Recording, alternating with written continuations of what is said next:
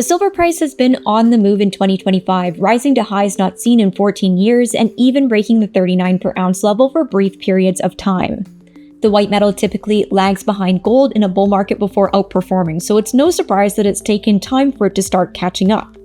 However, silver is also known for being volatile, and after years of waiting, many investors are still feeling cautious. They're wondering if silver's rise is really going to continue. I've spoken recently with a variety of sector participants to try to get to the bottom of this question. Let's take a look at what they had to say about the outlook for silver. Some experts, like precious metals analyst Ted Butler, are very optimistic about silver's prospects. In his view, this really is it for silver. So many times the silver price has tried to break out, and so many people got optimistic, so many people believe this was the moment. I'm going to put my neck on the line and say this is the moment. I'm not saying it's going to be at $50 by the end of this year, but it's structurally making its way towards those higher prices. And even at the current gold price, even if gold were to fall to 3,000, silver is still historically undervalued relative to gold, and the catalysts in place are there to drive it forward. Ted identified silver's ongoing deficit as a reason he's bullish, and that factor was also brought up by Manny Alkhafaji of First Majestic Silver. Here's what he said.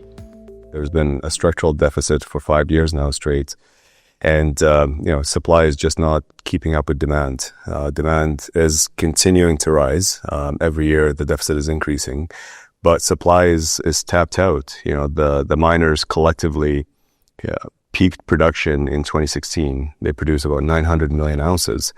Yet, this year we're expected to be producing about 830. So it's down, and there's really no material new supply coming to the market. I think new institutions now are starting to pay attention to this. We're seeing more people talking about this deficits. Others are bullish long-term, but aren't sure silver is ready to break higher. Adrian Day of Adrian Day Asset Management said while the precious metal seems to have found a new floor at 30 or even 33, he's not expecting a drastic push higher in the near term. This is how he explained it. But I'm not sure we're going to see silver shoot to $50 or $100, anytime soon on this move. I've had people ask me on silver, is this it? I'm not sure what it is, but no, I don't think this is it.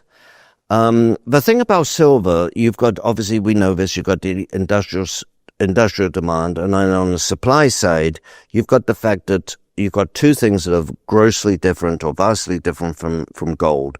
First of all, you've got most silver supply is byproduct, so about 75% of silver supply is byproduct, and it's byproduct not of gold, but it's byproduct of zinc and lead.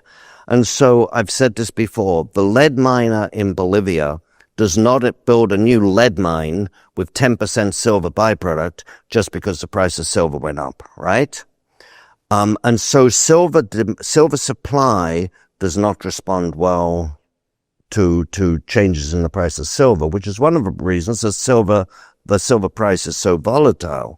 That works on the downside as well as the upside. You don't close your zinc mine because the price of silver went down.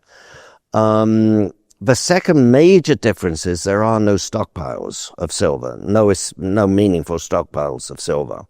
And so if you get a big run suddenly, there's no big supply to suddenly come on and take that away. And that's another reason why silver moves can be so dramatic. Adrian went on to say that silver's setup is strong, but the industry needs retail investors to start buying in droves, and at this time that's simply not happening.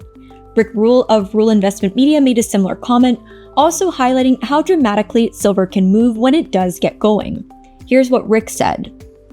It wouldn't surprise me to see silver take 2 years to break out relative to gold. It also wouldn't surprise me to see it happen this fall.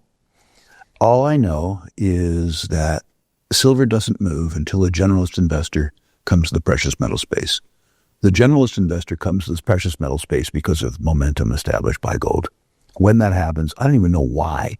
I suspect it's because of the lower unit cost to buy silver. But when it happens, it's truly, truly, truly dramatic. I've seen it happen 3 times before in my life. And Charlotte, it's been pleasant. If I have to wait 2 years for that circumstance, I've been on Earth for 72 years. I'm okay with 2 years.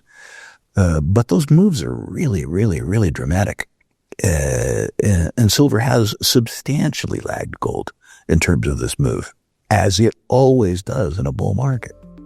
You'll have to decide for yourself what's coming for silver, but if you do decide to jump in or add to your existing position, what's the best way to do so?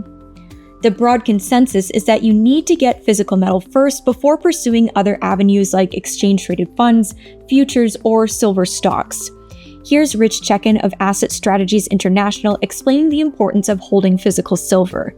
I still think, when it comes to gold and silver, you start taking physical delivery. If it's going to be a liquid asset for a financial crisis that you never have, and a store of purchasing power, you have to be able to put your hands on it immediately, which means you take delivery.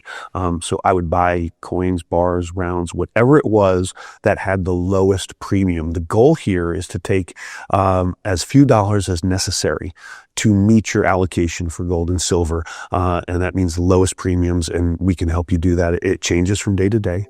I'd love to know where you think the price is going and how you're approaching silver from an investment perspective, so leave a comment below with your thoughts. You can also check out the video description for the links to the full interviews with all the experts mentioned. We'll see you next time. Thank you for watching. If you like this video, make sure you hit the like button and subscribe to our channel. We'd also love to hear your thoughts, so leave us a comment below.